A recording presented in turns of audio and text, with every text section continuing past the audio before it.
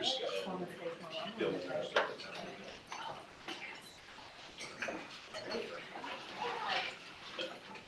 evening from San Francisco and good morning, Vietnam.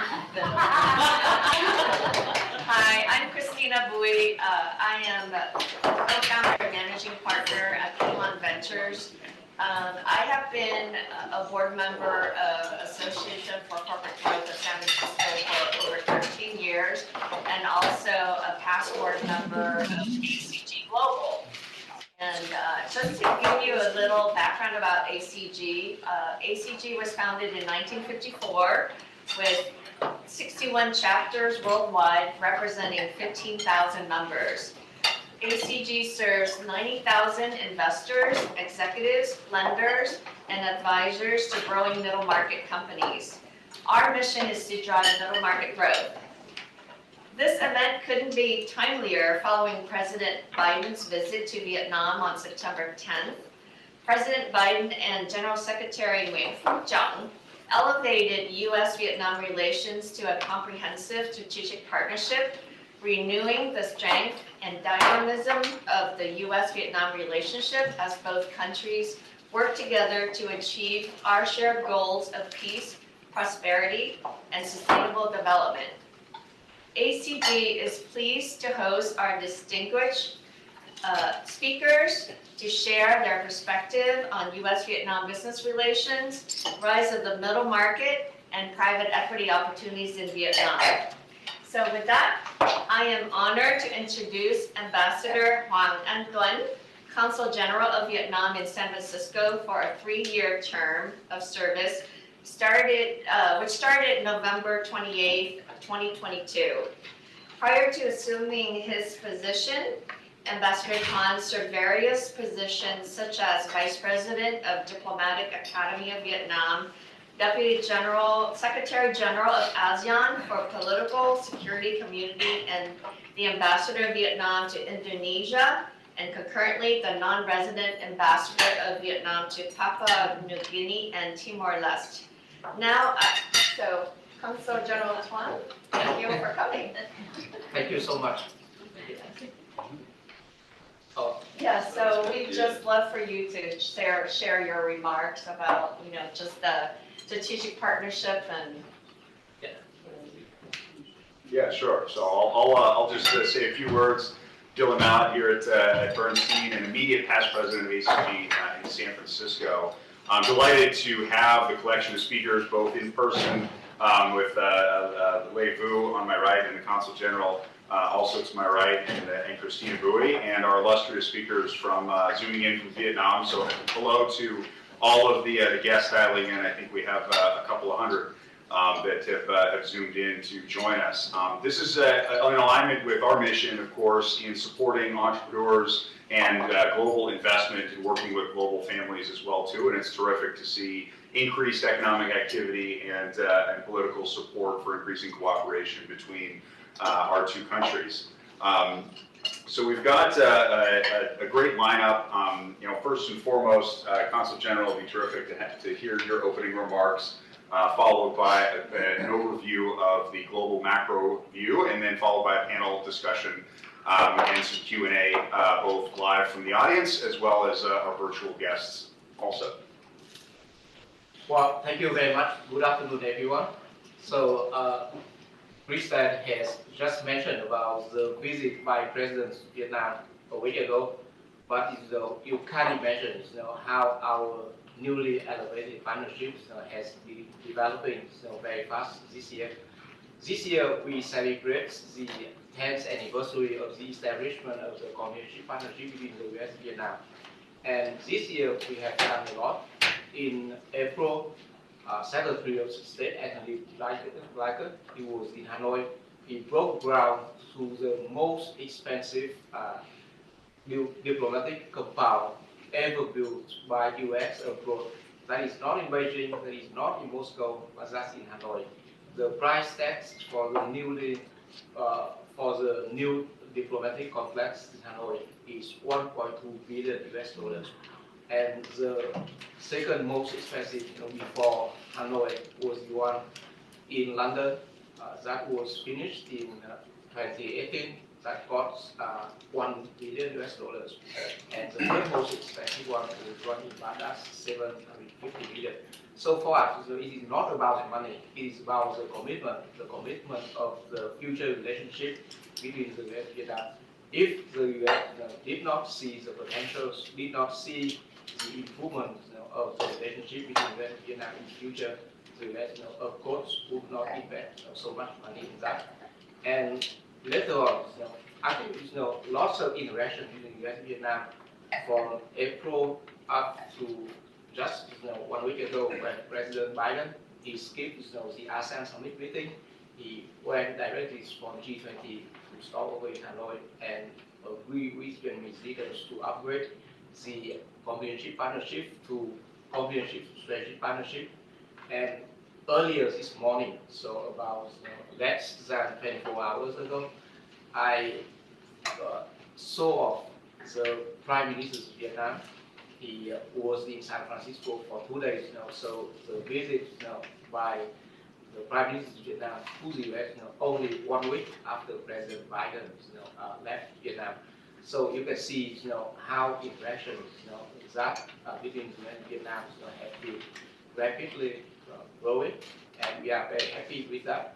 And he's now in Washington D.C. and he's going to meet with I think a number of important senators, chairmen of several senatorial committees, and also several cabinet members. So that as good signs of the growing relationship between the US and Vietnam. So we see that the elevation of our partnership to a comprehensive strategy level signifies a different commitment and trust between our two nations. And for American businesses and investors, we see this as translations into enhanced opportunities and a more facilitated access to Vietnam's vibrant market. It paves the way for greater cooperation, shared knowledge, and mutual prosperity. So Americans, we are very happy to see that, and not see Vietnam, as like a battlefield. They see that we have a mutual beneficial relationship. If they don't see the opportunities, I think our partnership would not sustain. Just yesterday, when the Prime Minister was in San Francisco, we were able to establish the meeting for the Prime Minister with, I think the person many of you know, he's a very big guy in Silicon Valley, Jensen Huang. And I said to the Prime Minister, for me, I'm here. It's very, very difficult for me, for anyone to set up a meeting with him than to make the meeting arrangement with the head of state or Prime Minister of other countries. He then later on agreed with me on that, so he is able to meet. He was able to meet with the Prime Minister, but that is not just a meeting between two persons.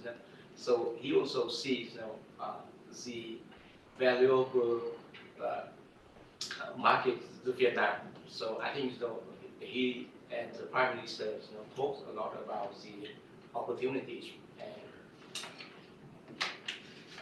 secondly, Vietnam stands at an important crossroads with the population of over 100 million people, and the number of middle incomers are growing. So it is very much like the US in 1960s, when you have a generation of the boomers. So the boomers in Vietnam, the Vietnamese boomers are picking up this way. And we are not just a large market, we are a rapidly developing economy with an immense potential to move up in the value chain. And driven by a young and educated workforce, increased urbanization, and a strategic geographical location, Vietnam aspires to transform from a production-based economy to the next global industrial hub. We envision a future where made in Vietnam stand not just for cost effectiveness, but also for world-class quality and innovation. Now, how can we together exploit this remarkable opportunity? I see there are three ways we can do together. One is investment in infrastructure and technology to become a global industrial hub. Vietnam acknowledges the importance of state-of-the-art infrastructure and technology. This opens doors for American businesses to invest in and collaborate on projects that enhance our logistical and technological capabilities. Number two, knowledge transfer and skill development. A strong partnership means two-way street. We welcome American enterprises to set up training facilities, collaborate with our education institutions, and share expertise that can empower our youth and foster innovation. So our leaders when he comes to the US, the message from Prime Minister to me is very clear. So three priorities, trade, investment, economics, that is one. Second is science and technology. The trip to see the three big companies in Silicon Valley and education. We took him to USF, and because that is close in San Francisco. And just a few hours ago, he finished a talk in Georgetown. Georgetown.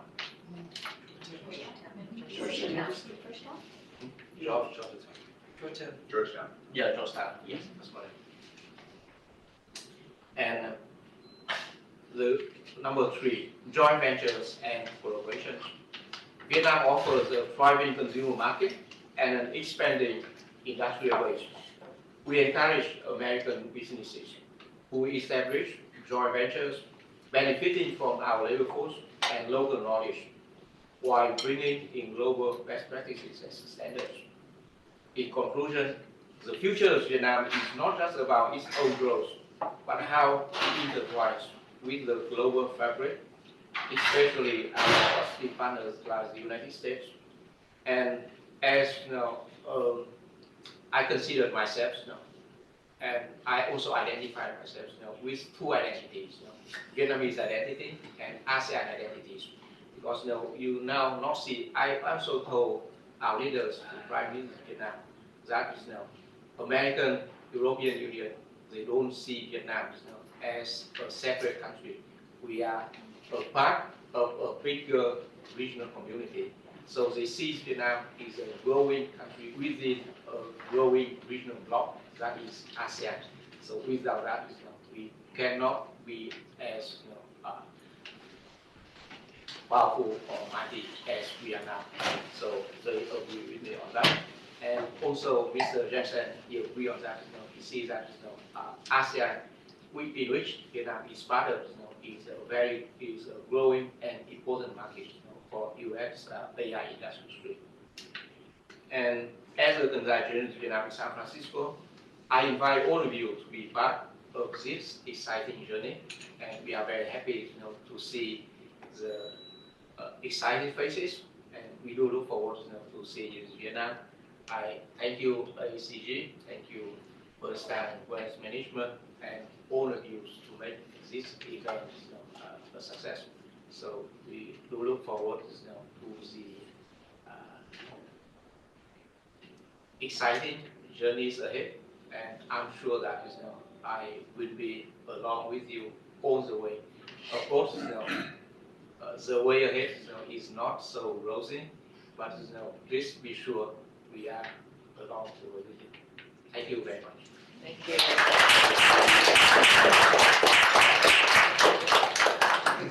Thank you, Ambassador.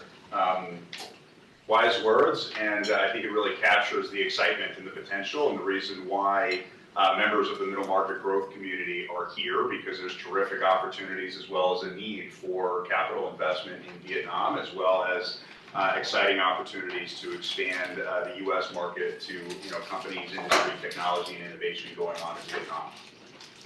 So let's get into our macro marks by Thea. I think morning. Would you like to go through the speakers first? Yeah. Okay. All right. Hi, my name is Lei, and I'm managing partner of AM Capital. We are very honored to together with the General Consulate, to host this event with ACG support. And I will take the chance to introduce you to all distinguished speaker guests.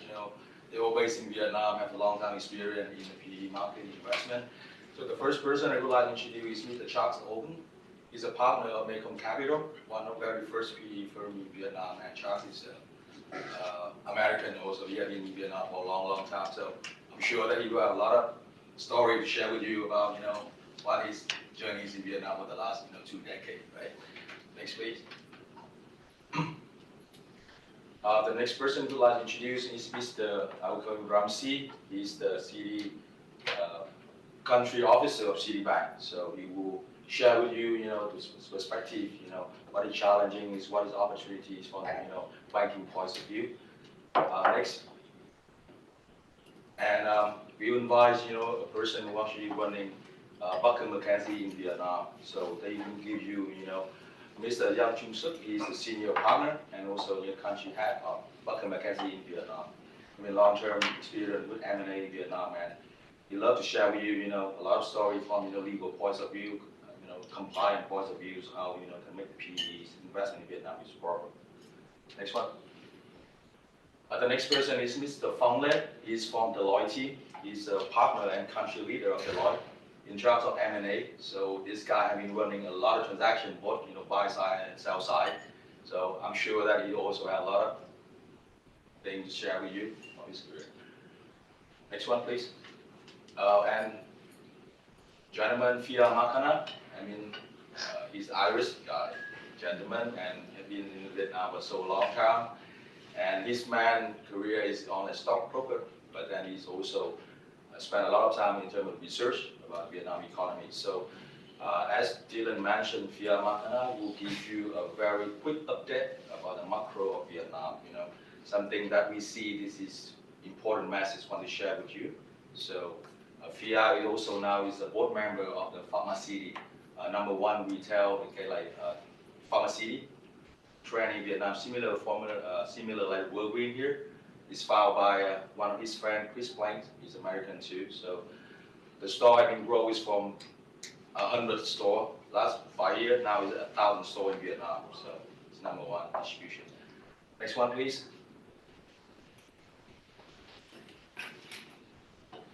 Myself, skip. I already talked about myself. And last person I want to introduce is Tony Koo. He's my partner. He's Taiwanese, so he looked after for our Taiwanese desk too. Tony has a long career in banking in Vietnam, HSBC, ANZ, and Standard Chartered Bank. So he's most experienced banker in town. So he's together with me to form this firm 5 years ago. We are long-term partner and friends. So Tony is also will share with you a lot of story about industrial park investment in Vietnam. So whereas Tony has expertise in that. So let's go to the agenda. So as Dylan had mentioned, we are going to be quickly macroeconomic outlook. We present with Fia Makana, so there's a few key touch points we will go through with you. So it's a long presentation, but we don't have that much time, so we will cut a lot, and we're happy to share with you this file later after the conference if you're interested in to receive material. So Fia, please. Thank you. Good morning from Ho Chi Minh City, and good evening in San Francisco. Can we turn the page, please? The next slide. Let's go to the next one. Thank you. Okay, look, I have 20 minutes and 30 slides. So I'm going to focus more on the medium to long-term outlook for the Vietnamese economy. I'm not so much interested in the current business cycle. So I think the key drivers going forward for Vietnam, which will support above average GDP growth over the next 10 to 15 years, are primarily driven by demographics. And that is the underlying population growth in the economy, which is around 0.68% per annum at the moment, coupled with an increase in the urbanization rate, which is about 50 basis points per year. You can see at the moment, in terms of urbanization, we're standing around 39% or so. We can see that urbanization rate, particularly into tier 1 and tier 2 cities, increasing to around maybe 50 to 55% by 2030, and then maybe topping out at 60% 5 to 6 years later. What that means in round numbers is that you do have a movement from the countryside into the city of a literate, fairly well-educated workforce of between 500,000 to 750,000 new workers per year, which are then available to work primarily in factories, but probably as time goes on, also in service industries as well. That is also driving quite impressive GDP per capita, as you can see as well. And it mainly results in an increasing number of manufacturing jobs as Vietnam starts to mirror China in becoming a major manufacturing world hub, so to speak, for regional and also global manufacturers. Next slide.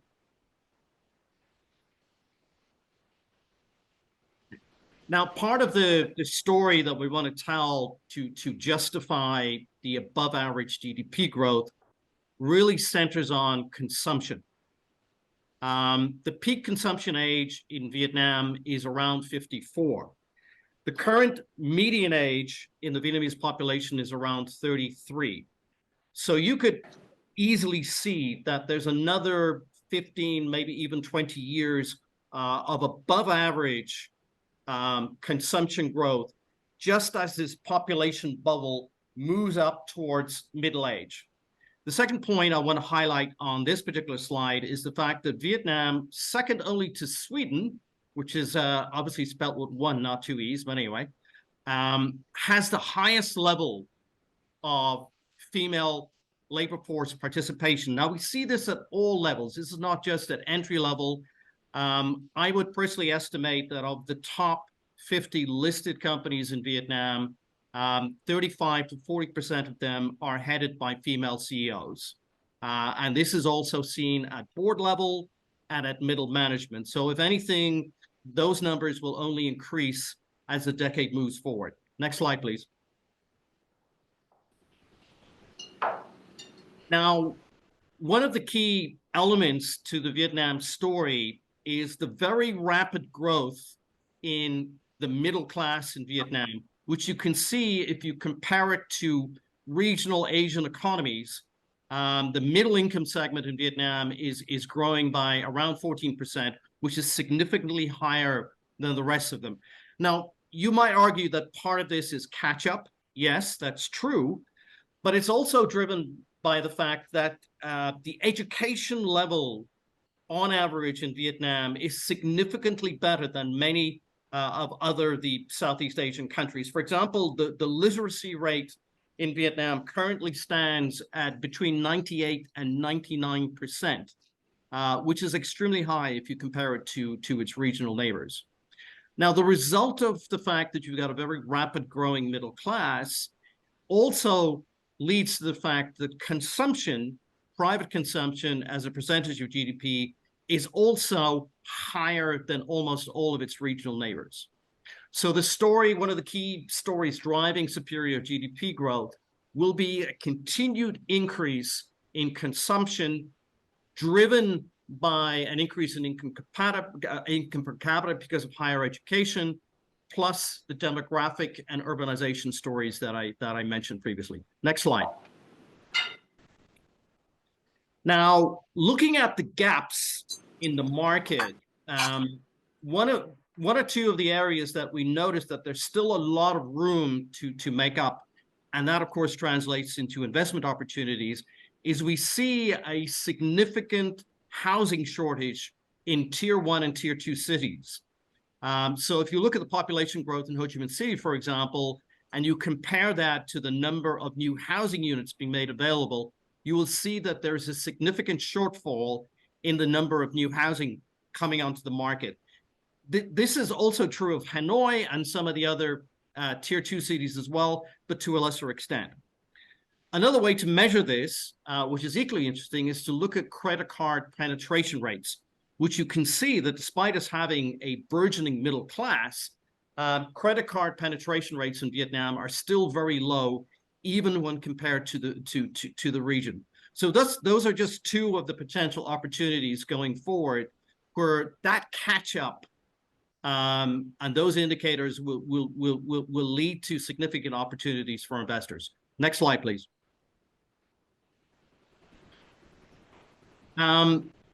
Yeah, now let's move on to the next slide then. Now, the story I want to tell here is really related to the title of the presentation, which is moving up the chain towards mid to high tech from the first phase of the industrialization of Vietnam, which was really based on low tech moving in. I am friendly with a whole bunch of Taiwanese guys who have factories in Vietnam, who really moved in about 15, 20 years ago. We go out and we smoke cigars together. And I noticed that over the last 4 or 5 years, their ranks have been getting thinner, because a lot of the factories that they opened up in Vietnam 5 to 10 years or even longer ago were kind of low value added, low tech. They seem to be moving out of Vietnam and going to India. Now, what's coming in instead are the names that you see below there. These are mid to high tech. So what we're seeing right now is a critical shift in the gears of the type of manufacturing industry that you're seeing in Vietnam, away from low tech, low value added, more towards mid to high tech. And this will be a very important trend, because we see that only accelerating over the course of the next 10 to 15 years. Next slide, please.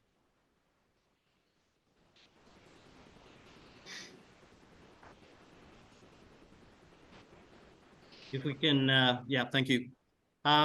Again, this is just a bunch of newspaper headlines that tell you the same story, which is that a lot of the major names in global supply chains, particularly in mid to high tech, have not only set up so-called mothership factories in Vietnam, but we're also aware of the fact that each of these large suppliers, like Samsung, for example, like Intel, like Foxconn, like Apple, also bring in with them 30 to 40 of their suppliers who will build their own factories next to the mothership. And I think Tony will probably have a lot more to say on that later on. Next slide, please. Now, some of the competitive advantages that Vietnam still offers to these kind of manufacturers is a very high percentage of working age population. B, salaries are still highly competitive in Vietnam versus most of the competition. Now, I would add to that, we didn't have the space to put a slide in. One of the lowest electricity cost per kilowatt in the region, because Vietnam still has a very high level of hydropower. And also a relatively competitive cost in terms of leasing industrial land on a per square meter basis. That means that if you are a China-centric global manufacturer, and for example, you have 30 to 40 factories in China, it makes perfect sense to start moving 3 or 4 of those factories out of China into Vietnam, while still keeping your China-centric supply chain, because at the end of the day, whether you're moving your parts by ship to Haiphong, for example, or by plane to Hanoi, the journey by air is only 2 hours, and the journey by ship from Hong Kong, for example, is only 1 to 2 days. So it makes perfect sense in terms of location for these high-end manufacturers to continue slowly to move capacity out of China into Vietnam. Next slide, please. Now, what this has done is it has changed the shape of Vietnamese exports over the last decade and a half. I remember when I first started researching the Vietnamese market back in 2004 and 5, our type of exports were really typical low value added, garments featured happily, commodities also. That has completely transformed in the last 10 years. And now you can see that tech and tech exports to the US, for example, are now probably the single most important category in the Vietnamese export book. And that bias, so to speak, will only increase over the course of the next 5 to 10 years. Next slide, please. Now, to explain a little bit about the strategy at play here is you start off with a mothership factory. You then move in your approved suppliers. Now, the benefit for Vietnam in the beginning is not huge. You get to train a large number of workers in mid to high tech, but they're mostly still working for foreign companies. I think over the next 10 years, the biggest challenge for Vietnam, and one I think that the government is taking very seriously, is a shift so that more and more domestic suppliers are added to the approved list of a lot of these global manufacturing players. We see, for example, that Toyota is leading the way. They're starting to shift to more local suppliers. Samsung also is starting to add a few. Now, this is a very gradual process because obviously the local supplier has to meet the quality control standards, and that is not something that you can hit overnight. But what I'm impressed with is the energy and the ability of some local suppliers to get their way onto the list quite quickly. And I can imagine that that will only accelerate as we move through the decade. Next slide, please. So these are just a couple of examples of recent announcements from global players in terms of opening new factories. I will only make 1 or 2 comments. What I'm looking at is a deepening of the supply chain in a lot of segments. I would also mention that there are a couple of rare earth players that have moved into Vietnam recently, because you may or may not be aware that Vietnam has a large quantity of rare earth capability. And for obvious reasons, this is something that is of great interest to a lot of high-tech manufacturers. Next slide, please. Next slide. Now, without infrastructure, none of this would be possible. So I'll just briefly run through these. This, and again, Tony will probably add a little bit more color to this. This is kind of a picture of the industrial park vista in Vietnam. And you can see that most of it is concentrated in the north between the cities of Hanoi and Haiphong. And then in the south, in the provinces neighboring Ho Chi Minh City. And next slide, please. Now, to support this, you can see that we have about 8 or 9 international airports in the north. The main port for a lot of these manufacturers is Haiphong, but we do have a whole bunch of subsidiary ports, Class 1 and Class 2. The largest ports in Vietnam, which is really Haiphong in the north, and then Ho Chi Minh City and Khai Mep in the south, are able to accept ships between 110 up to around 150 deadweight tons. So they are really, coming close to global standard in terms of being able to accept the larger ships. This is a picture of the south. Again, you can see the 2 main ports, Ho Chi Minh City and also Khai Mep. which is also known as Barria Vung Tau. And you're also seeing developments of a couple of new international airports. Ho Chi Minh City will have a second international airport in about probably 5 to 10 years as well. Next slide, please.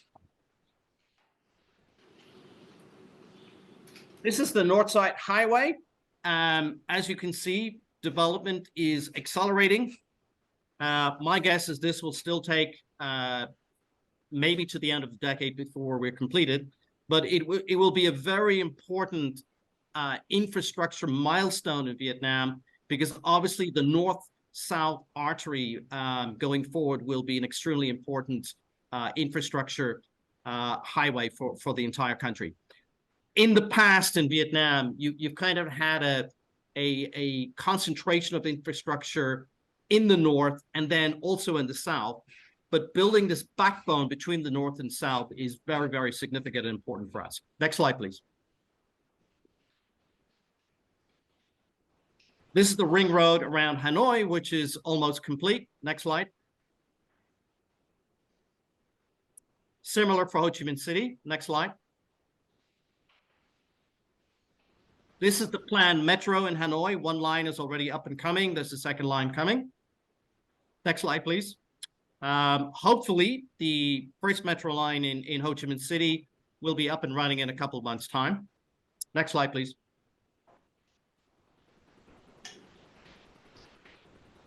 One interesting development in recent weeks has been the announcement of the completion of the Power Development Plan, number 8. For me, I think one of the most significant elements to this is the target to increase wind generation from 6% to about 18.5% of total generating power by 2030. And I think that will be one of the major focuses for incoming investment in the years going forward. Next slide, please. All right, next slide. In terms of opportunity, I just wanted to throw out a couple of sectors that we think look interesting, simply because they are estimated to have superior CAGR in terms of growth over the next 10 years. Healthcare obviously being one, education, and also tourism. Now, to link all of this together, the reason why a shift from low to mid to high-tech manufacturing in Vietnam is so significant for the overall economy is because it helps the rapid growth of the middle class, it helps to accelerate income per capita, and it leads to an enormous range of new opportunities in these 3 areas of healthcare, education, and tourism. I would also like to add, for example, housing to that as well, because as mentioned before, we have a significant shortfall. Next slide, please.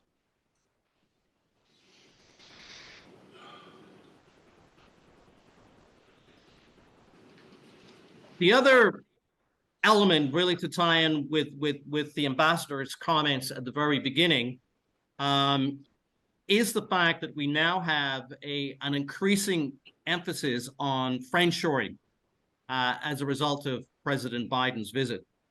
And as a result of that, I think this opens up new opportunities, for example, in the semiconductor industry, but also in other areas such as rare earth.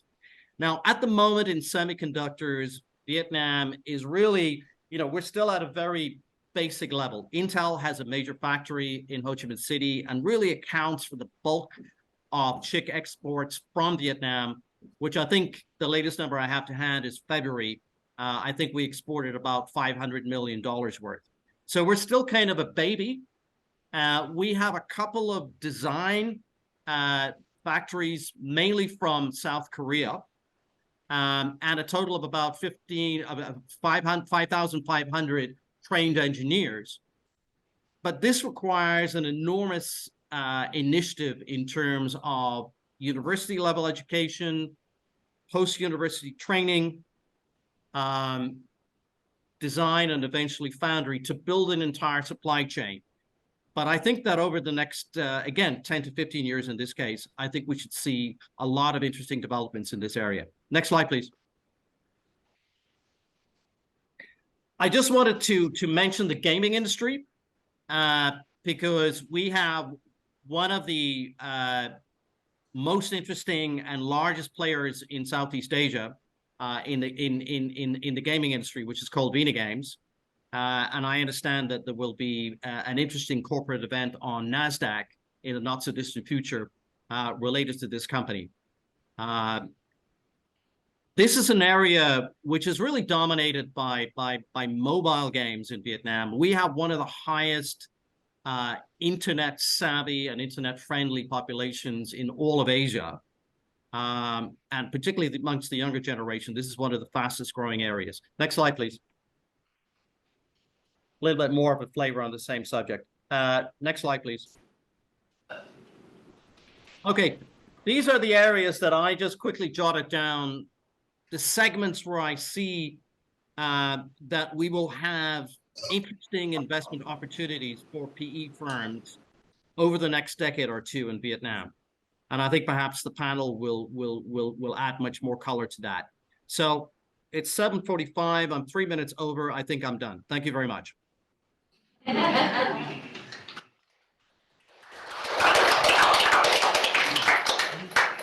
Thank you, Fia, for your deep insights, and I commend your economy and clarity in cramming a lot of information into a very short period of time. So thank you. Can we pull the panelists up on the screen now, please?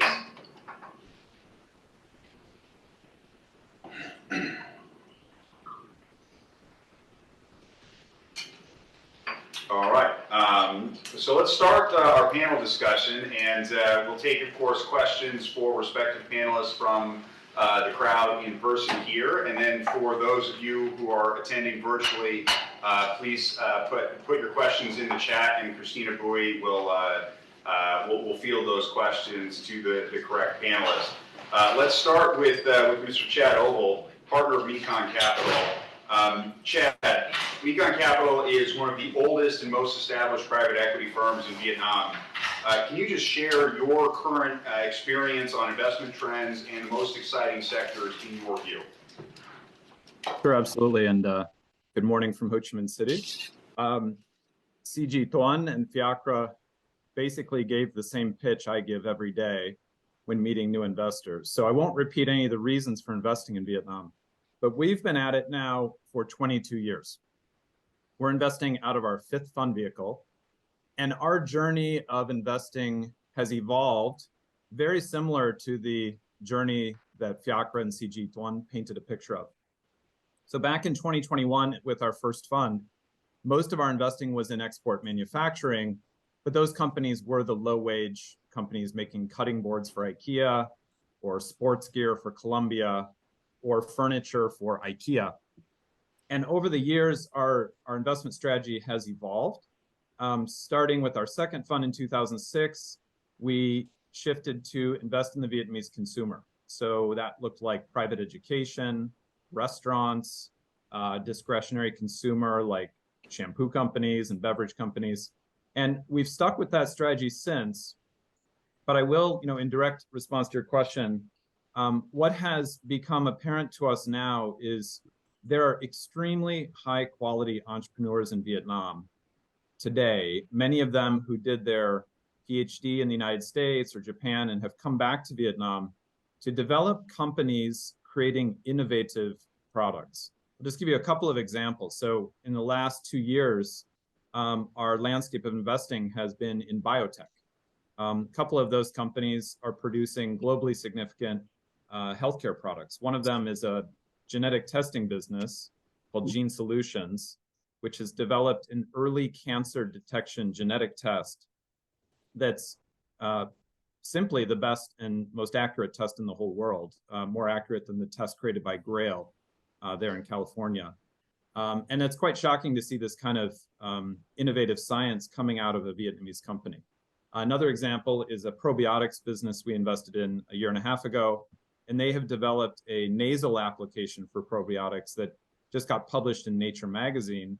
And we're talking about something that could be a cure for the common cold, a nasal spray that you apply when you start getting cough or cold symptoms, and they disappear within hours. So this is really exciting for us as a private equity investor that for the last 2 decades, invested in pretty standard businesses and proven business models to now be investing in entrepreneurs who are creating innovative products of global significance.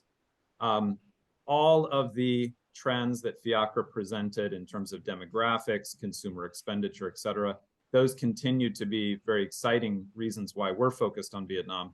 But I will add one point, which is the human capital here.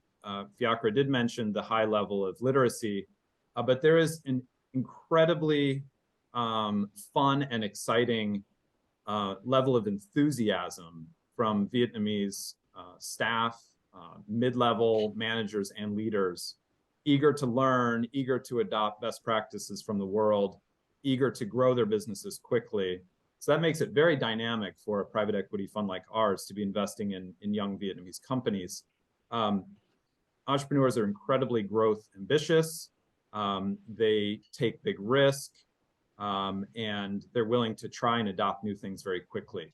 So that makes it, a market where investing as a private equity investor like us, it's very dynamic and fun. So I hope that answers your question and provides a kind of brief overview on our perspective. It does. Thank you, Chad. Okay, so the next speaker who like to have the question for is Mr. Fong from Deloitte. So I think that this would be great if you can share some kind of your cross-border transaction success experience, and also the option for the exit and the liquidity event in Vietnam, because I think that there's a lot of concern regarding also, how to get out and exit from the investment in Vietnam. So please, Fong. Yeah, thank you. Good morning, I think from Ho Chi Minh City.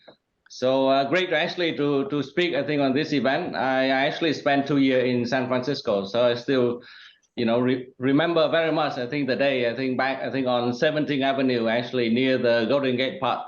So that was a great experience. But that was kind of many years ago, right? And it's actually great, I think, to be here in Vietnam, I think, pretty much, I think, right in the center of action, because they're actually, regardless, I think, of the global kind of, demand kind of environment, we still see kind of a lot of transaction actually happening in Vietnam. So just to respond, I think, to Lee's question, let's, starting, I think, with the big picture, right? I think, who are actually the player, who are the investor here, I think, Vietnam. We see, I'm not sure, I think, whether or not you as the audience actually have done, I think, quite a fair bit of research, I think, into Vietnam. But you can see that, we do have, I think, a lot of large kind of private equities who actually has been very active in Vietnam, I think, in the last around 10 years. So you have the player like KKR, you have, CVC, I think you have Warburg Pincus, who probably, I think, going to celebrate, I think, their 10-year anniversary in November this year. So, the big player are here at the same time. I think you have, the leading kind of local player. You have, Chat here with Mekong Cap. You have Vina Capital and a few other funds as well. And at the same time, you actually have the private equity, I think, from the regional, who, has been kind of flying in and out, I think, between Singapore to Vietnam and Hong Kong, I think, to Vietnam as well. That probably, I think, one of the busiest fly, I think, for kind of private equity and investment bankers, I think, in the region as well. So that to give you a perspective that, the market actually has been very active, not just for the PE, but also, I think, for the strategic player as well. So where are the strategic investor? We have, strategic investor traditionally, I think, from Japan, from Korea. And recently, I think we actually have seen more, I think, from European country, as well as, you have, I think, from Taiwan, from China, and also, I think, from ASEAN country. So as a result, I think, it's a very kind of, active market. Just to give you a picture, I think around 6 or 8 years ago, when you actually run transaction, we're looking at deal, between 5, 10, around, 30 million max. But recently, I think the last 2 or 3 years, I think the deal we're actually looking at, I think most of the deal actually exceed, I think, 100 million already, right? So the business actually, to echo Fia story, I think the business actually has been, grow exponentially, I think, in the last kind of few years. And that kind of coincide, I think, with the kind of ACG kind of mandate is about kind of growth, right? And this is exactly, I think, the market where you do kind of observe, I think, a lot of growth in the market. All the, macroeconomics feel already shared, right? That's pretty much, I think, cover, I think, everything. So in terms of sectors, I think, what sector are hot, I think is spot on healthcare, a lot of healthcare transaction going on recently, education as well. We do have quite a number of mandates, I think, on those two sectors because that attract, I think, a lot of interest, I think, from the investors. So going back, I think to whether or not they're actually kind of challenged doing transaction in Vietnam. Yes, they are. I think, of course, I think we started, I think, with the success, as you can see, with a lot of transaction, which means that the investor can buy and actually kind of exit, I think, through kind of different mechanism, right? Why IPO is not really kind of the main kind of exit channel here in Vietnam, but we actually see a lot of trade sale, right? So or run up, I think, from larger private equity.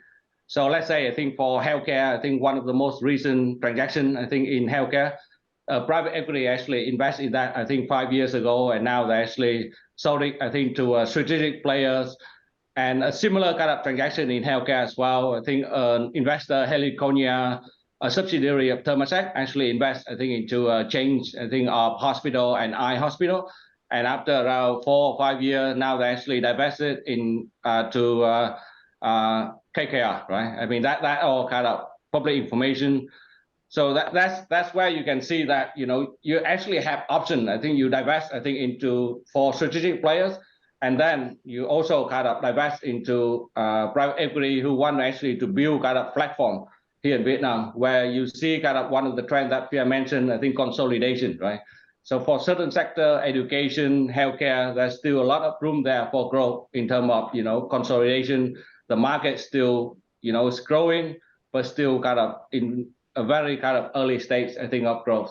So those are the key kind of exit option, I think, for investor, especially private equity. And for a good asset, I think there will be a ton of interest, right? So there will be, you run the process, you definitely, I think the last hospital transaction, I can tell that, there are actually a lot of interest. There are multiple kind of, NBO actually coming in. Of course, I think not all investors will actually be shortlisted to go through the DD process. But yeah, for that particular transaction, probably I think will be, it's a very high numbers. So the exit actually there, the exit opportunity actually there, and you don't just attract, I think, strategic buyers, right? Trade sale. You also, I think, attract, I think, the larger kind of private equity who come into the market as well. So it's very kind of easy to actually to get out. It's give you actually a lot of option. And in terms of strategic players, I think you actually have a lot of countries, right? You have, as I mentioned earlier, you have Japan, you have Korea, Taiwan, China, the ASEAN countries, Singapore, especially kind of Thailand when we look into kind of industrial space. So those are kind of the exit option that a private equity or an investor seeking for growth can have, I think, in Vietnam. Of course, I think the stock market continue to grow. We have seen example, I think, through successful exit through IPO. But now I think that's not the main option. But I foresee that, in the next, I think, 3 or 5 years, I think that will be kind of one of the main channel as well.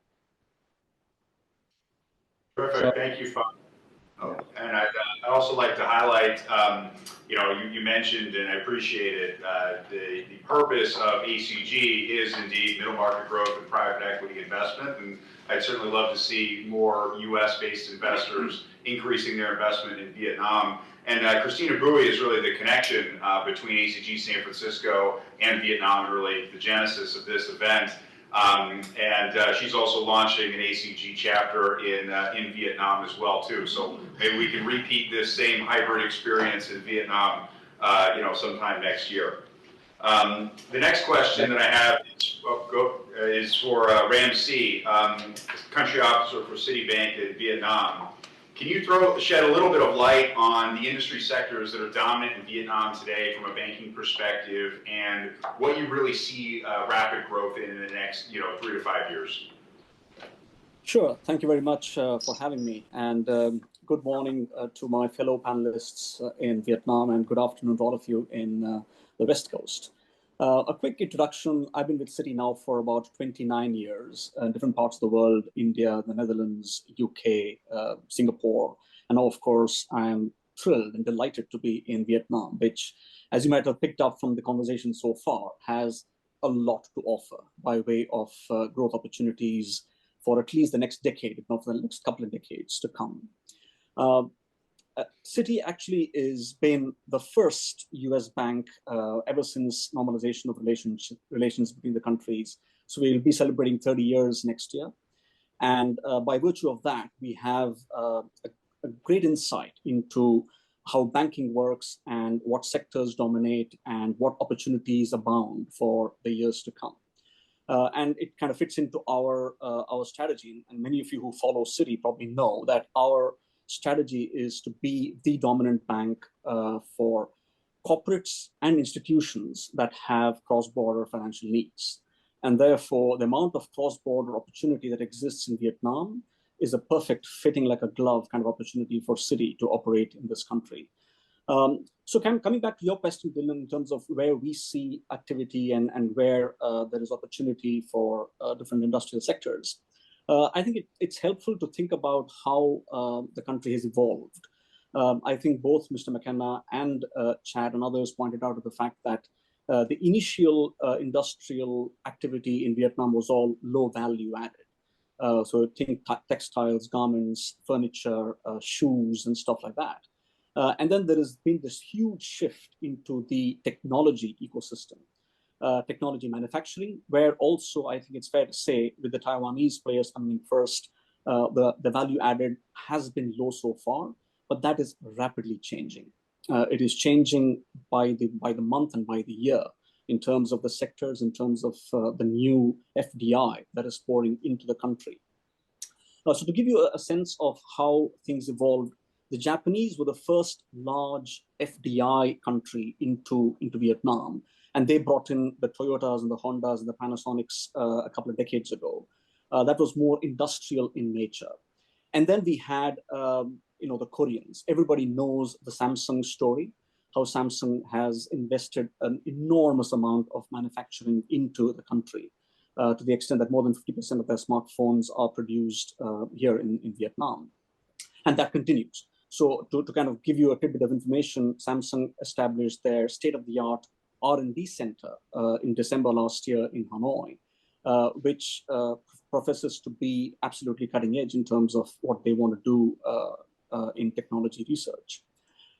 And as we've heard recently, President Biden's visit heralds the start of what we would call investments in semiconductors. It is a long journey, as Mr. McKenna pointed out, but it has begun. It has well and truly begun.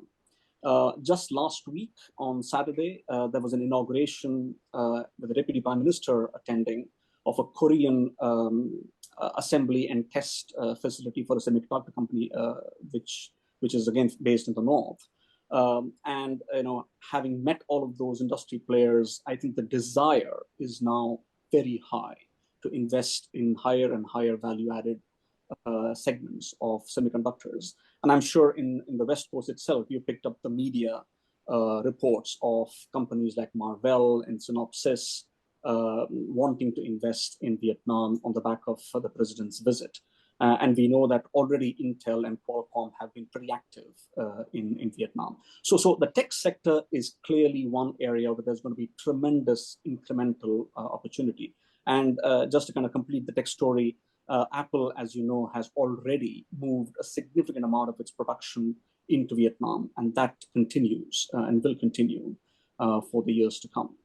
The other sector which I want to focus, which is kind of related, but not directly tech manufacturing, is the internet space. There is a huge amount of investment happening through startups into what I would call ed tech, health tech, whatever other tech, and gaming you already heard, where Citi is proud to be the left lead on the transaction that Mr. McKenna just mentioned is likely to happen in the next couple of weeks on the NASDAQ. So there is a huge amount of excitement in the internet space where we also see fintech players coming up very rapidly. So e-commerce is booming. Internet penetration in Vietnam is extremely high, in 75 to 80%. Digital adoption is very high. So talk about wallets, talk about QR code payments, whatever else is digital is lapped up by the population here.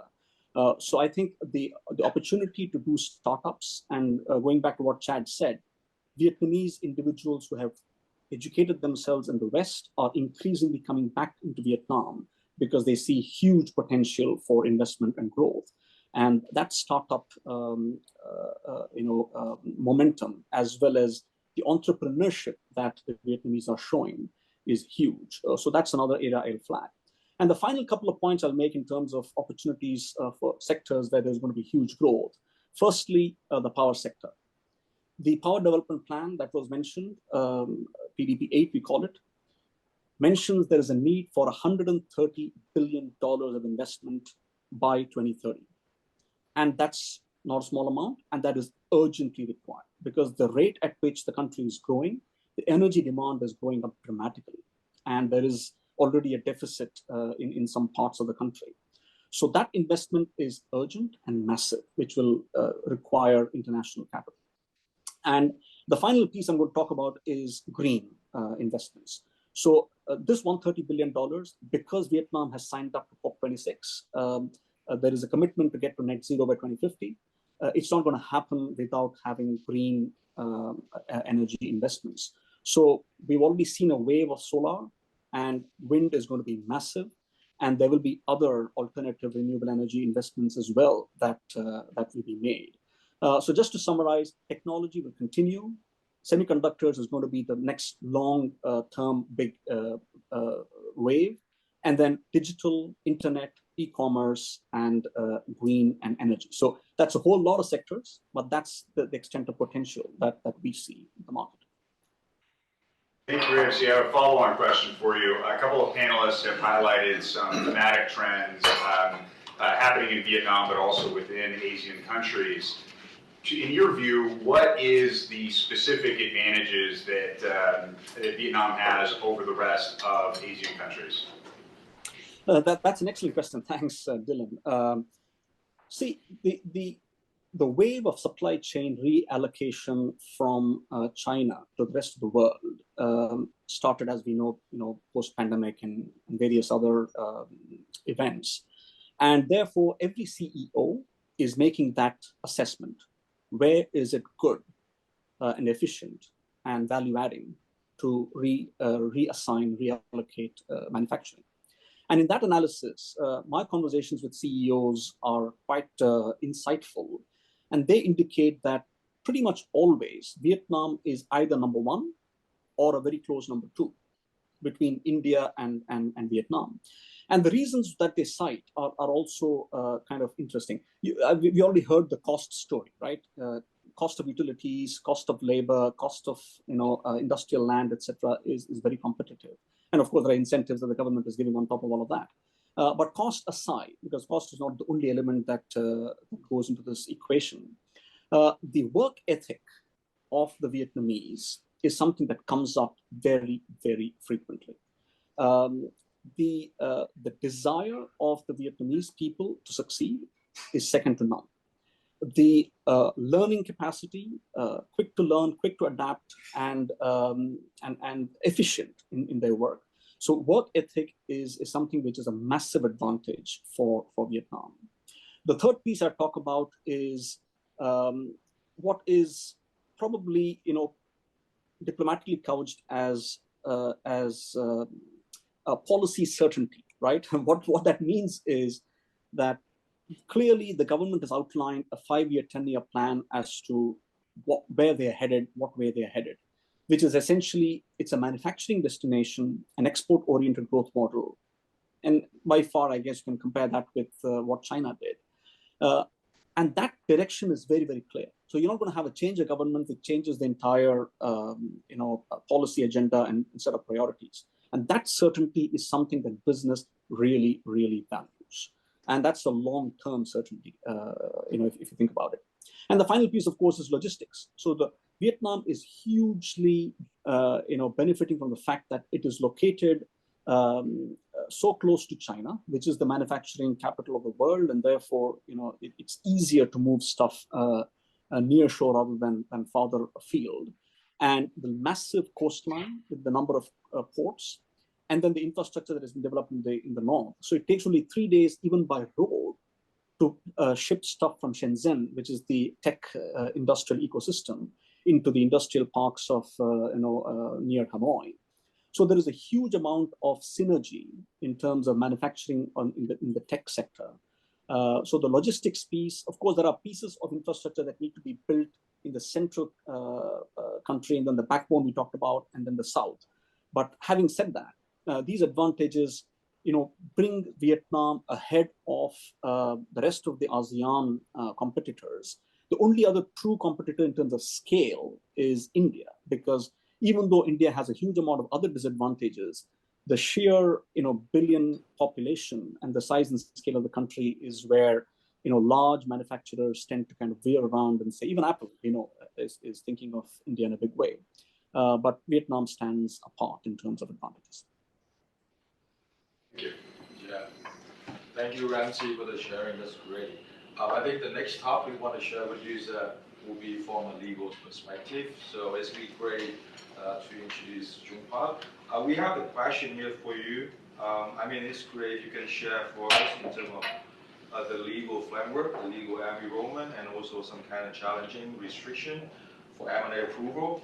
And also it's kind of like, a legal requirement to get involved on M&A transaction and some kind of local restriction. Okay. Okay, thank you very much for those questions. To the friends and panelists in Vietnam, good morning. To the attendees in San Francisco, good evening.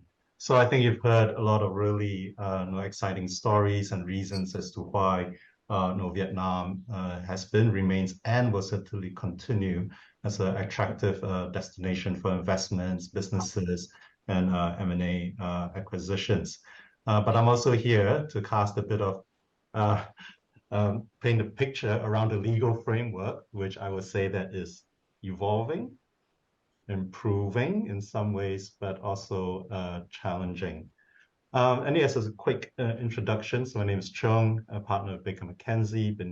The firm's been here 30 years. I've been here 20 years, originally from Singapore. So I'm going to take a short dig at my friend Phong there. You mentioned all the different investors that come into Vietnam. Man, you didn't mention Singapore. If I'm not mistaken, we are one of the leading investors, whether by way of domestic champions or, let's face it, MNCs are using Singapore's regional HQ in the launch base for the region. Okay, so in terms of legal framework, just to be clear, Vietnam is open for business. Okay. They continuously improve and reform the legal framework to attract and bring in foreign investment. You can see this in the incentives that they've rolled out, whether it's tax exemptions or tax reduction. Although those that are following OECD's Pillar 2 initiative, that might change over time. Okay. At the same time, however, Vietnam is incredibly robust in assessing foreign investors.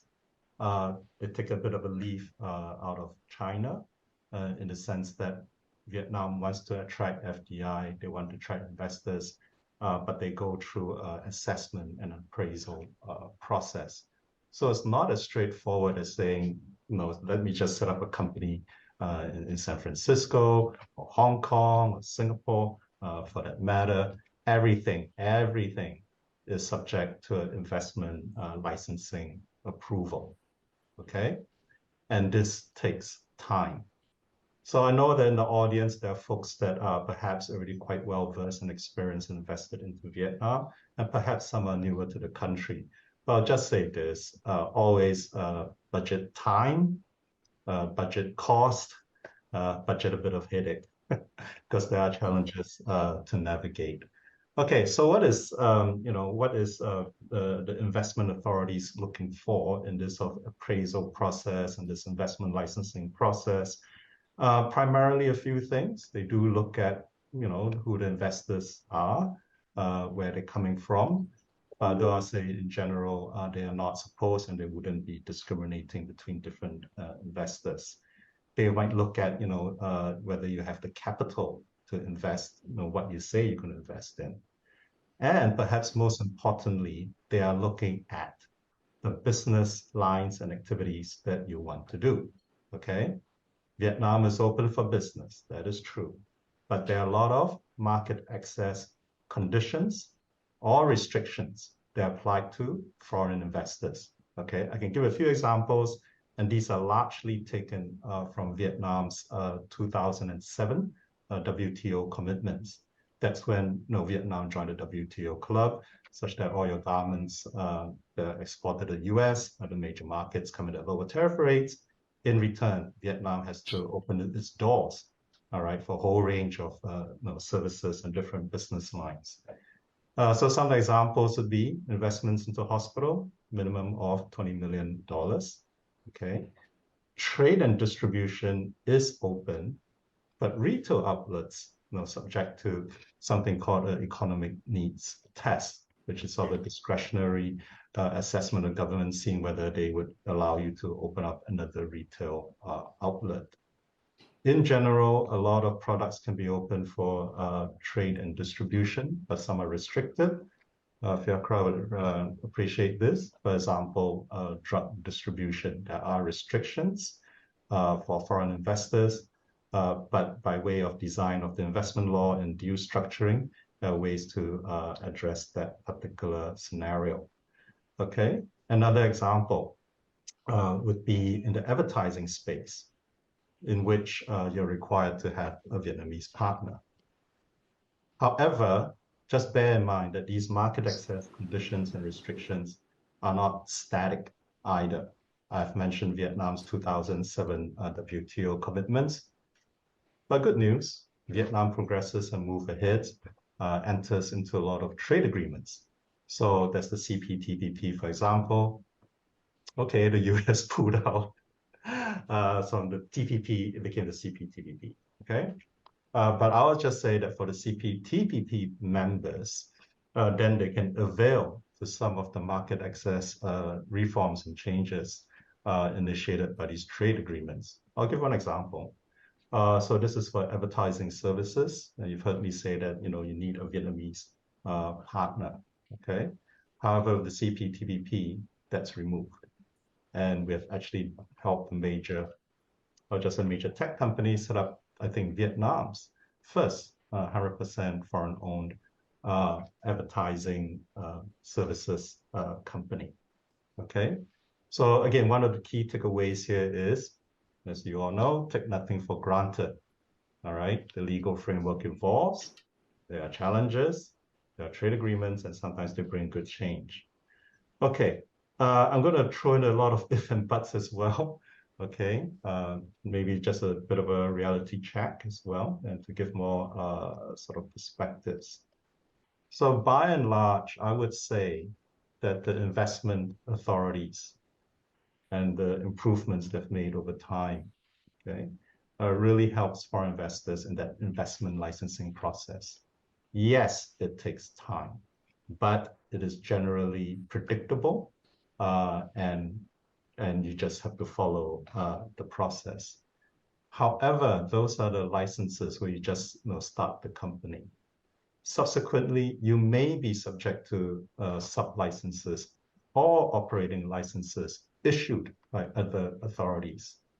And this is where we see some of the challenges as well. So I'll give one or two simple illustrations. When it comes to leasing activities, distribution activities, retail activities, those require a sub-license from the trade authority. And those sub-licenses tend to take longer to obtain. So we're working with a top flight machinery and equipment producer. They supply pumps and compressors to Vietnam's oil and gas industry. And their business model is actually incredibly simple. They have a piece of equipment, lease to a oil and gas company, 3 months, take it back, lease it out to the next company, take it back. Straightforward, quality equipment. But that is subject to a business license that's to be obtained from the trade authority.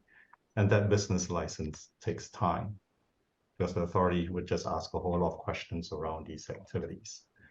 So I think one of the good things about Vietnam, I would say, on this particular note, is that yes, there are challenges, but Vietnam is regulators, prime minister, ministers are open to dialogue. All right, they're open to feedback. For example, AmCham is really active in Vietnam. And then a broader platform, there's the Vietnam Business Forum that comprises of all the different foreign chambers, as well as the Vietnam chambers, okay? And that's the platform which we give feedback, have dialogue, and say, these are the challenges, this has improved, that has to go faster, okay? I think I'll just end off at this point on some of the other things to look out for.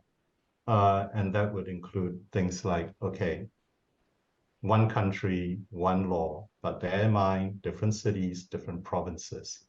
And each one of them may have sort of different or inconsistent ways that they interpret and apply the regulations.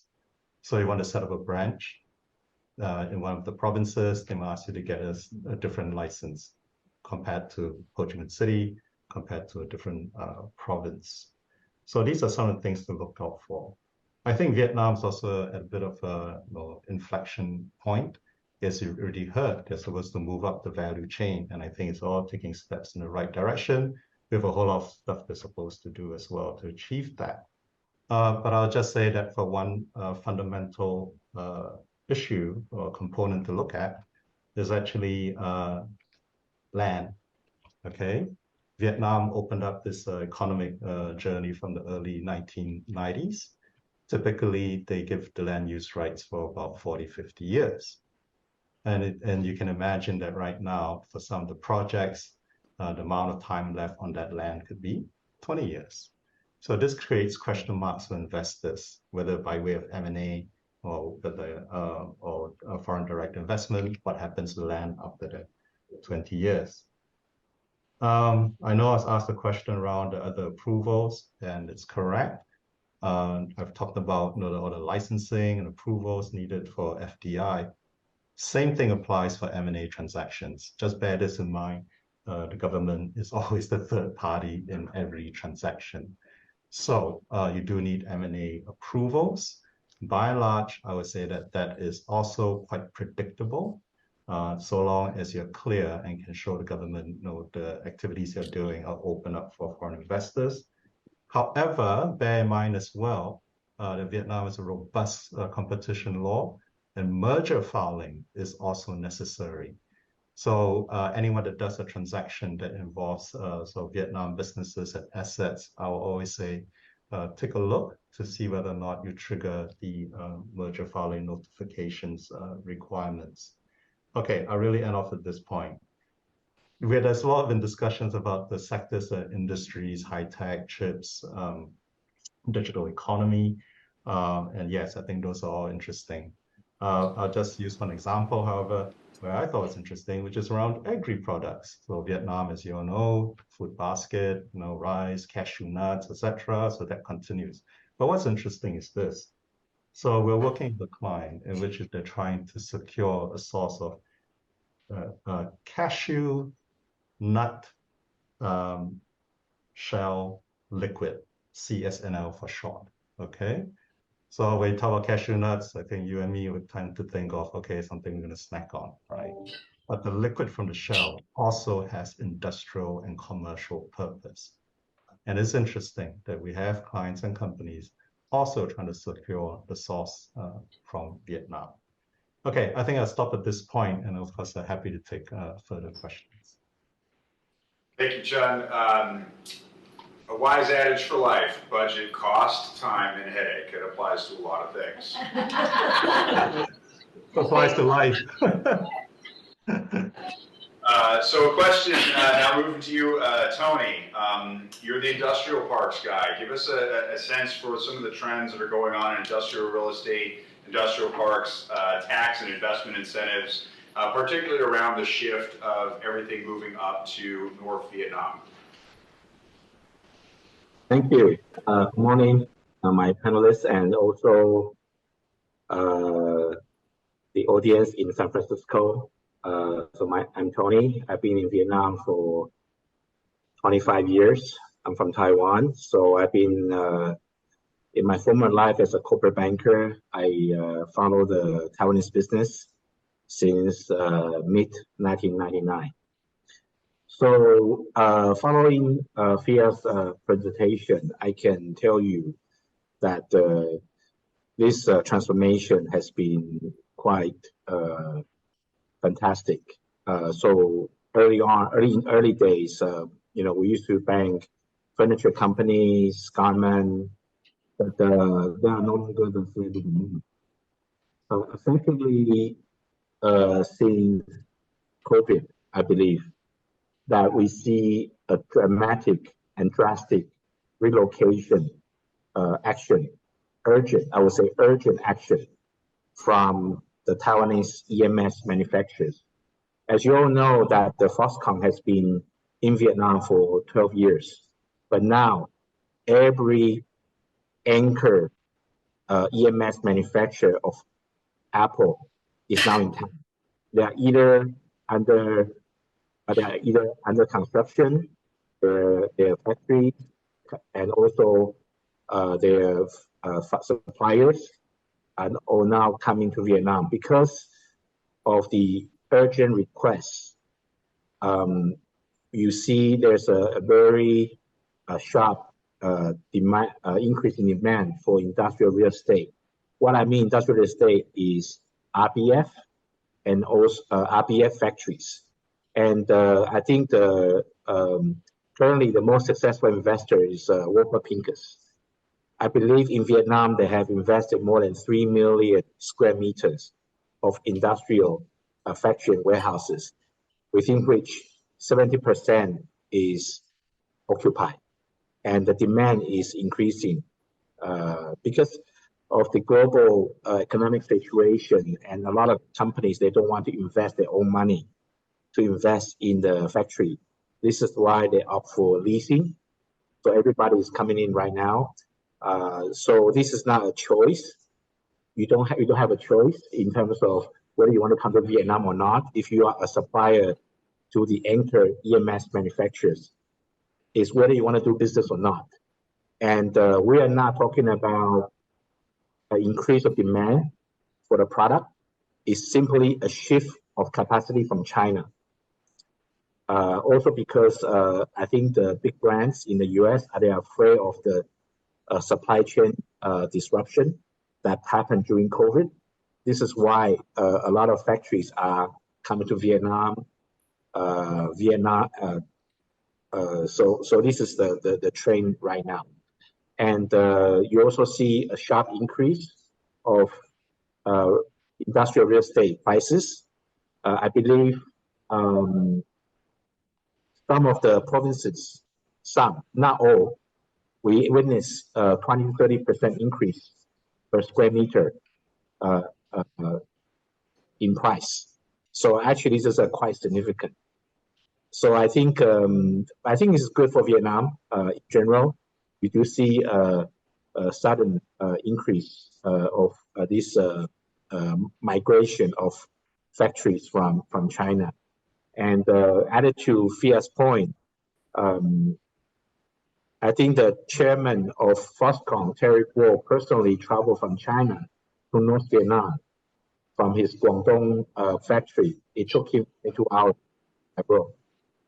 So he personally experienced, he actually acknowledged the importance of Vietnam. So this is why this is actually all happening right now. And but actually, there's another new point to the IC industry. Apart from the hardware manufacturers, We also see an increase of IC design companies from Taiwan into South Vietnam. Okay, so they don't actually put their IC design house in the north, but rather they put in the south, in Ho Chi Minh City. So this is a very interesting fact as well. And also, we do see a shortage of industrial stuff as well. So I think all these factors all sort of cause increase in demand. So I think this is a very interesting phenomenon at the moment. Yeah. Thank you. Thank you, Tony. We have a couple of questions from our virtual attendees. Do we have any questions for any of our panelists from in the room? Go ahead, please speak up so that the overhead mics pick you up. Yeah, I have a question. It's open, but you know, Vietnam has good students in math and science, right? So how does Vietnam build on the strength in STEM education to create an ecosystem for the development of the higher value industries such as semiconductors or the biotech field? I think with this question, Char, do you have any Sure. opinion for this one? I think you're more probably guy. Well, I would say one of the things that has been quite surprising but welcome for me to witness the last 5 to 6 years here is that a lot of these students who are getting excellent education in math and science are going on into careers in coding and product development for tech companies. And if you look at many of the large Southeast Asian regional tech companies, the likes of Grab or Shopee or others that are based in Singapore, many of their product development teams sit in Ho Chi Minh City. So many of these large tech companies have got their product development and coders all sitting here. The other interesting trend is that in IT outsourcing, for, of course, a couple decades, India was always considered the go-to for American clients. But Vietnam is increasingly becoming extremely competitive in higher quality coding. With respect to semiconductor, I might allow some of the others to speak, but historically, Intel had to put a lot of effort into developing job training curriculums with universities. And that was a very successful strategy for large foreign investors to actually partner with the university system to ensure the graduates are well prepared to enter their workplace. Thank you, Chad. And Fia, go ahead. Thanks. Just to mention in passing, a business partner of mine and myself about 2 years ago, we set up an applied mathematics foundation here in Ho Chi Minh City. And we're currently working together with about 10 universities in the field of offering scholarships and support and grants to postgraduate and doctoral students in applied mathematics. And also in future, we will look to connect them with corporations so they can have a smooth transition from the academic world into the business world. Now, I know that in other areas like chemical engineering, for example, there are other companies who have a similar approach. So it's basically a question of approaching the universities in your specialty or interest area, setting up an ecosystem with them and helping the academic world meet the industrial world. Because I think there's a tremendous amount of keenness and interest on the part of professors and students, but it's difficult for them to take the first step. So if other people take the first step, then they will run with it. Thank you.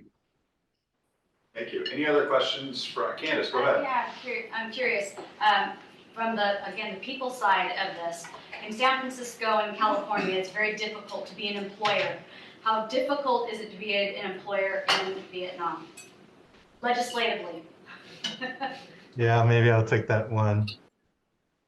So a good communist country, so you can imagine the legal framework for employment is it's employee friendly. Okay, so it's an employee friendly jurisdiction. That means the more American Western world approach of hire and fire at will, no, does not really apply. Okay, So termination of employees can be difficult, especially if you're trying to do it on a unilateral basis. Of course, I won't go into all the details, but just say that there are really just a few narrow bases upon which you can do a unilateral termination. So you're trying to, get a bad apple in the firm to the company to move on. Usually, it could be friendly if people are mature enough. But sometimes it does get into a whole lot of painful negotiations and a mutual agreement to terminate. The other thing is that Vietnam also have rules around trade unions.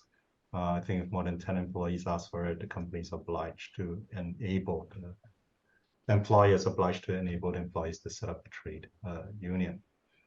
But at the same time, I think that where these employer-employee and trade union relationships are well managed, especially in factories with thousands of workers. I think some of the companies, employers find that actually, yeah, it's not necessarily a bad platform to have dialogue with the employees.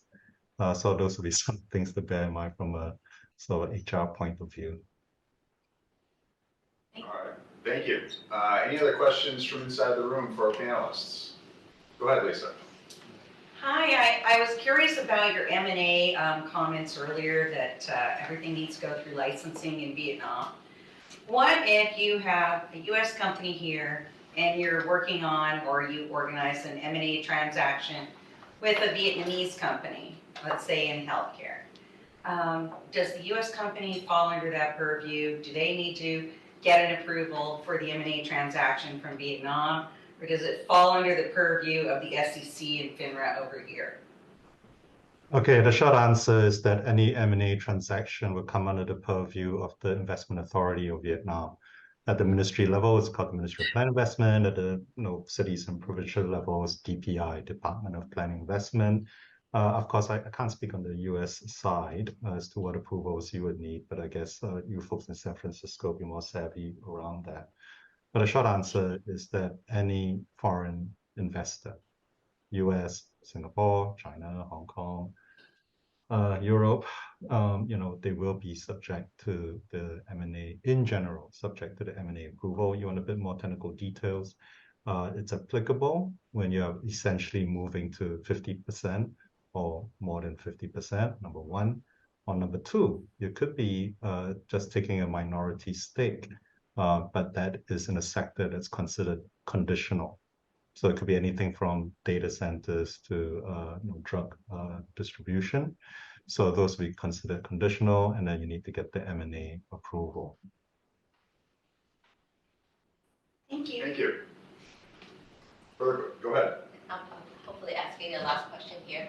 I'm curious about the exits for VC investors. You have explained that trade sales tend to be very common, and for PE buyers. But for VC investors, as in China, early day China, it wasn't so much at the growth of the national IPO market.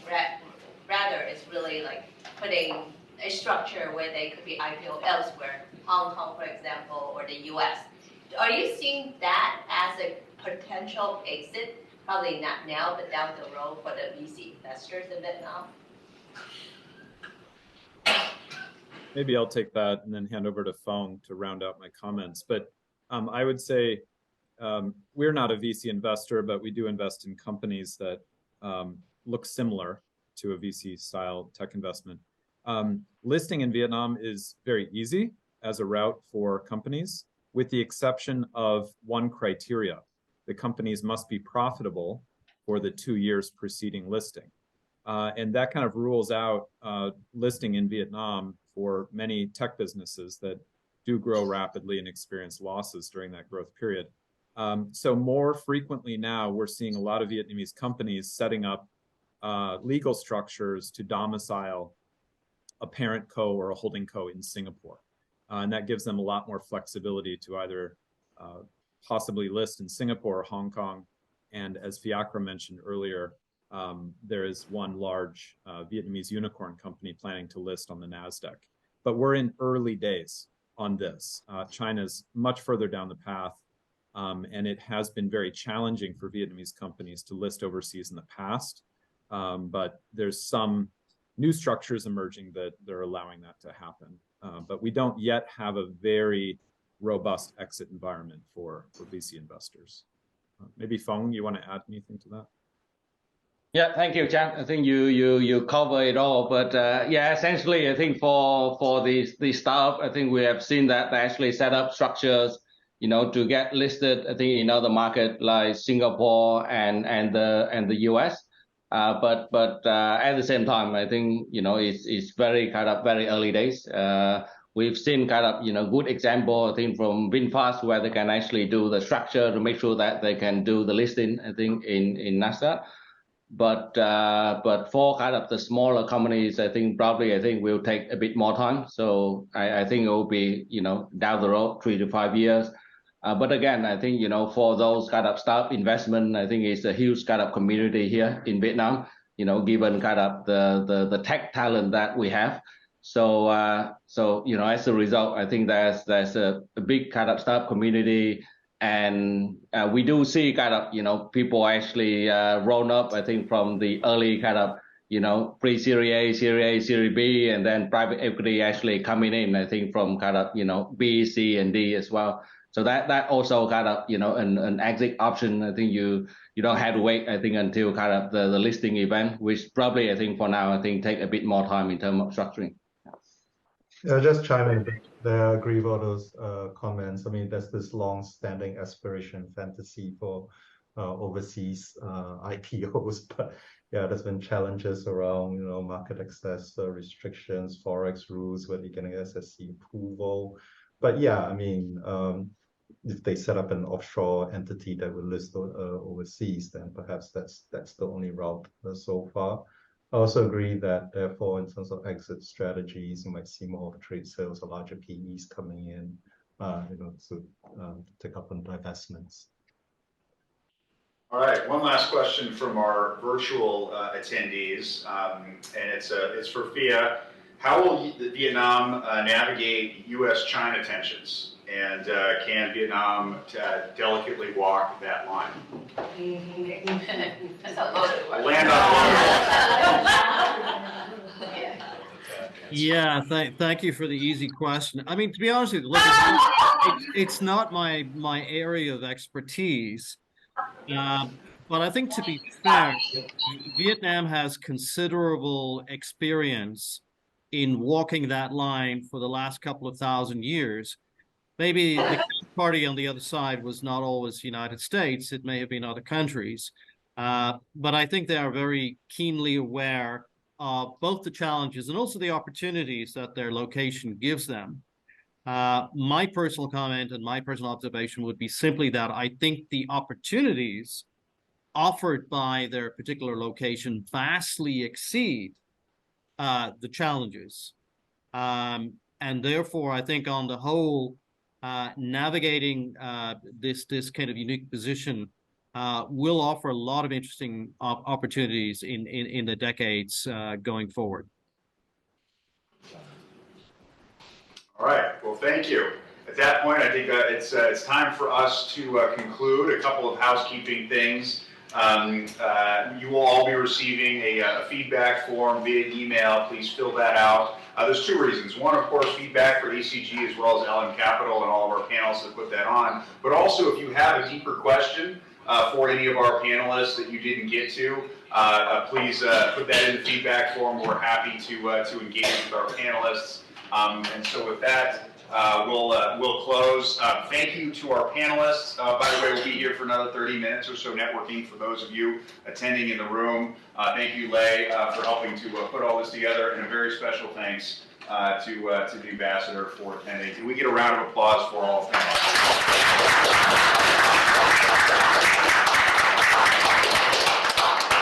Okay. Good evening. Thank you. Have a good day, gentlemen. Thank you. Thank you. Good evening. Bye. Probably